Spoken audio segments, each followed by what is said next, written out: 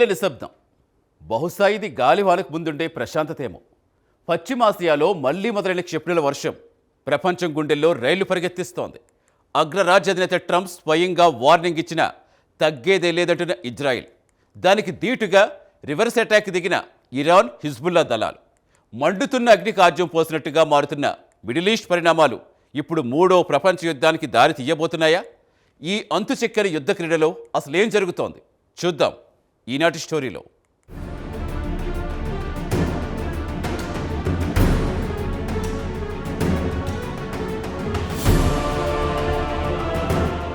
రెండు నెలల పాటు పశ్చిమాసియాలో కనిపించిన ప్రశాంతత కేవలం తుఫాన్ ముందుండే నిశ్శబ్దం లాంటిదేనని ఇప్పుడు ప్రపంచానికి చాలా స్పష్టంగా అర్థమవుతోంది.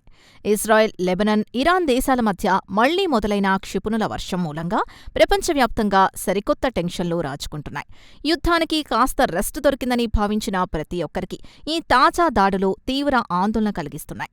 ఈ 2 నెలల విరామ సమయాన్ని ఇరుపక్షాలు తమ ఆయుధ సంపదను మరింత పటిష్టంగా సమకూర్చుకోవడానికే వాడుకున్నాయని తాజా పరిణామాలు మనకు స్పష్టమైన సంకేతాలిస్తున్నాయి. శాంతి నెలకొంటుందన్న ఆశలన్నీ అడియాసలయ్యాయి. ఎవరికి వారు పైచేయి సాధించాలన్న కసితో రగిలిపోతూ ఉండడంతో పశ్చిమాసియా మరోసారి నెత్తురోడుతోంది. ఇది అత్యంత ప్రమాదకరం.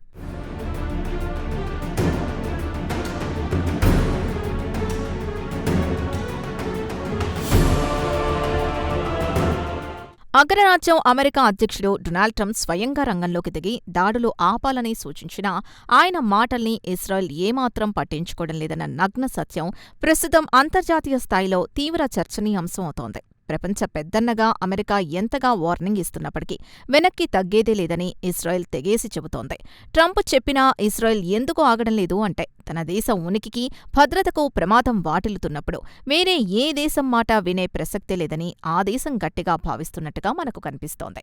ఒకవైపు అమెరికా ప్రెషర్, మరోవైపు శత్రుదేశాల ముప్పు మధ్య ఇజ్రాయెల్ తీసుకుంటున్న ఈ అగ్రెసివ్ స్టాండ్ మిడిల్ ఈస్ట్లోని జియో పాలిటిక్స్ని పూర్తిగా మార్చేస్తోంది.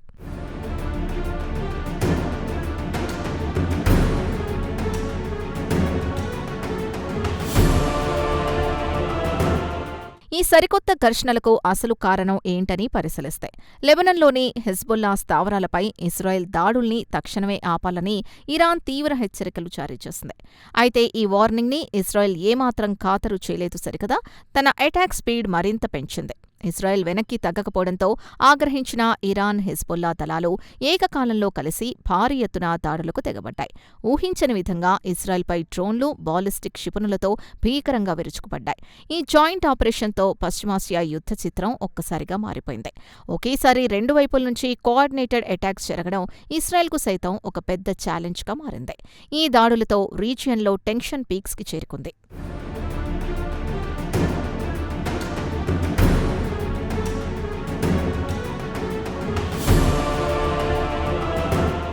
ఇరాన్, హిజ్బుల్లాలు తమపై చేసిన ఆకస్మిక సంయుక్త దాడులకు ఇజ్రాయెల్ అంతే ధీటుగా, అత్యంత కఠినంగా రిటాలియేట్ చేస్తోంది. ప్రతిగా లెబనాన్, ఇరాన్ దేశాలపై ఇజ్రాయెల్ సైన్యం భీకరమైన దాడులతో విరుచుకుపడుతోంది.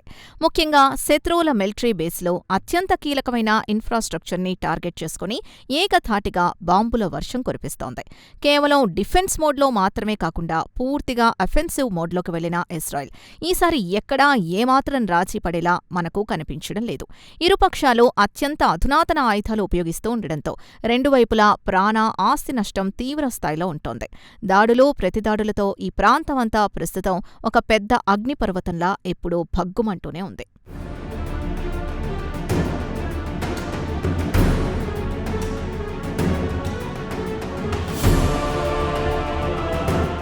2 నెలల క్రితం వరకు పశ్చిమాసియాలో పీస్ టాక్స్ ఫలవంతమవుతున్నాయని, త్వరలోనే ఒక మంచి ముగింపొస్తుందని ప్రపంచమంతా చాలా పాజిటివ్గా భావించింది. శాంతి చర్చలు దాదాపు కొలిక్కొస్తున్నాయని అనుకుంటున్న తరుణంలో ఈ అవాంఛనీయ పరిణామాలు ఎందుకు చోటు చేసుకున్నాయన్నది అతిపెద్ద ప్రశ్న. దౌత్యపరమైన పరిష్కారాల కంటే ఆయుధాల ద్వారానే తమ పంతం నెగ్గించుకోవాలని ఈ దేశాలు ఫిక్స్ అయినట్లు కనిపిస్తోంది. తెరవెనుక జరిగిన డిప్లొమాటిక్ వైఫల్యాలు, ఒకరిపై మరొకరికున్న తీవ్రమైన అపనమ్మకమే ఈ యుద్ధాన్ని మళ్లీ రగిలించాయని అంతర్జాతీయ వ్యవహారాల నిపుణులు చాలా స్పష్టంగా విశ్లేషిస్తున్నారు. ఏళ్లనాటి శత్రుత్వం, మతపరమైన పంతాలు ముందు శాంతి ఒప్పందాలు కేవలం కాగితాలకే పరిమితమవుతున్నాయనేది నిష్ఠూర సత్యం.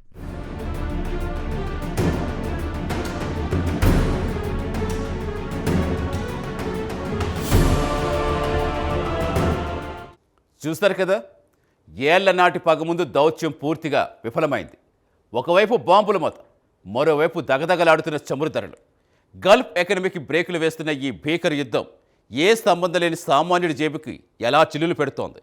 ప్రపంచ ఆర్థిక సంక్షోభం మన ముంగిటుందా? ఈ దాడులు ఇంకెంత దూరం వెళ్ళబోతున్నాయి? ఈ కథనంలో చూద్దాం.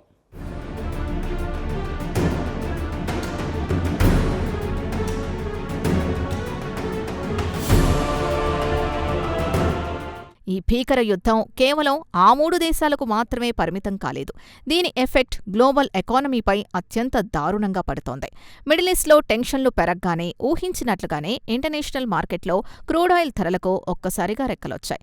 చమురు సరఫరా ఎక్కడ నిలిచిపోతుందో అన్న భయంతో ఇన్వెస్టర్లు పానిక్ అవుతున్నారు. దీనివల్ల ప్రపంచవ్యాప్తంగా స్టాక్ మార్కెట్లలో తీవ్ర కుదుపులు చోటు చేసుకుంటున్నాయి. ఏ దేశం చూసినా ద్రవ్యోల్బణం భయం పట్టుకుంది. నిత్యావసరాల ధరలు పెరిగిపోయే ప్రమాదం పొంచుంది. ఒక పక్క రష్యా యుక్రెయిన్ యుద్ధం సృష్టించిన డ్యామేజ్ నుంచి కోలుకోకముందే ఈ కొత్త యుద్ధం కారణంగా ప్రపంచ దేశాలు మరోసారి భారీ ఆర్థిక సంక్షోభంలో కొట్టుమిట్టాడాల్సిందేనా అన్న ఆందోళన మొదలైంది.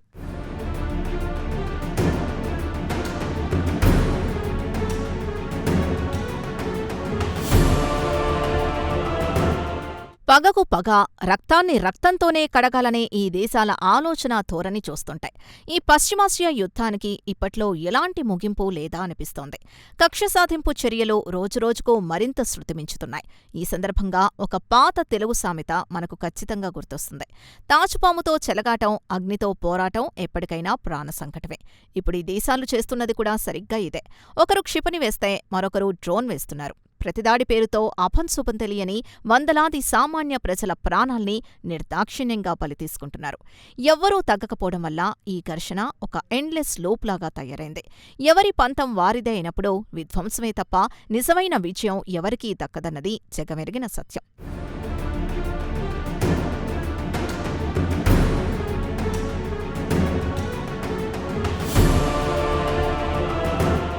గత కొన్నేళ్లుగా గల్ఫ్ దేశాలు తమ ఎకానమీని కేవలం ఆయిల్ పైనే ఆధారపడకుండా విభిన్న రంగాల్లో అభివృద్ధి చేసేందుకు భారీగా ప్రణాళికలు రచిస్తున్నాయి.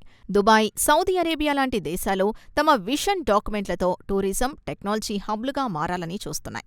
కానీ ఈ సరికొత్త యుద్ధం గల్ఫ్ దేశాల ప్రగతికి చాలా పెద్ద బ్రేక్ వేస్తోందని చెప్పాలి.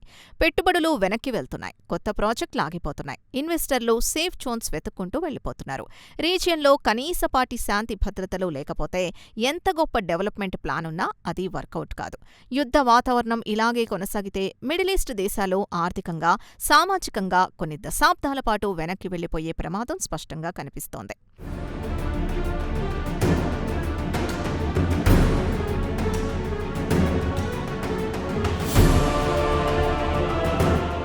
ఈ ఆధిపత్య పోరులో ఎంత దారుణంగా నష్టపోతోంది మాత్రం ఎక్కడో ఉన్న పేద, అభివృద్ధి చెందుతున్న దేశాలే. ఏనుగులు పొట్లాడుకుంటే మధ్యలో నలిగిపోయేది చిన్నపాటి చెట్లే అన్న సామెత ఈ ప్రస్తుత అంతర్జాతీయ పరిస్థితులకు పక్కాగా అర్థం పడుతోంది. ఇస్రాయెల్, ఇరాన్ లాంటి బలమైన దేశాలు తమ పంతాల కోసం భీకర యుద్ధం చేస్తుంటాయి. ఆ ఇంపాక్ట్ వల్ల పెరిగే చమురు ధరలతో మిగతా దేశాలు తీవ్రంగా నలిగిపోతున్నాయి. దిగుమతుల భారం విపరీతంగా పెరిగి సామాన్యుడి జేబుకు చిల్లుపడుతోంది. ఈ గ్లోబలైజ్డ్ వరల్డ్లో ఎక్కడ ఏ చిన్న ఫైర్ జరిగినా దాని తాలూకు పొగ ప్రపంచమంతా వ్యాపిస్తోందని ఎకనామిక్ ఎక్స్పర్ట్స్ గట్టిగా విశ్లేషిస్తున్నారు. ఈ పశ్చిమాసియా సంక్షోభం గ్లోబల్ ఎకానమీకి పునాదుల నుంచే వణుకు పుట్టిస్తోంది.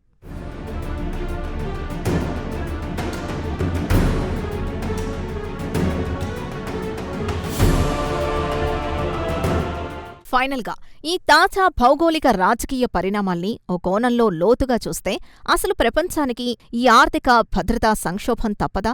ఈ విధ్వంసకర వార్కు ఎప్పుడైనా బ్రేక్ ఉంటుందా అన్న ప్రశ్నలు ప్రతి ఒక్కర్నీ తొలిచేస్తున్నాయి. ప్రస్తుత గ్రౌండ్ రియాలిటీ చూస్తుంటే తక్షణమే ఏదో ఒక అద్భుతం జరిగి యుద్ధం ఆగిపోతుందన్న నమ్మకం ఏమాత్రం లేదు. ఏ పక్షం కూడా వెనక్కు తగ్గే పరిస్థితులు లేవు కాబట్టి సమీప భవిష్యత్తులో ఈ వార్కు బ్రేక్ పడే అవకాశం చాలా తక్కువే అనిపిస్తోంది. ఐక్యరాజ్యసమితి లాంటి గ్లోబల్ సంస్థలు కేవలం ప్రేక్షక పాత్ర వహిస్తున్నాయన్న తీవ్ర విమర్శలున్నాయి. ఈ సంక్షోభం పట్ల ప్రపంచ దేశాలు మేల్కొనకపోతే మాత్రం ఇది ఖచ్చితంగా 3వ ప్రపంచ యుద్ధానికి దారితీసినా మనం ఎంతమాత్రం ఆశ్చర్యపోనక్కర్లేదు.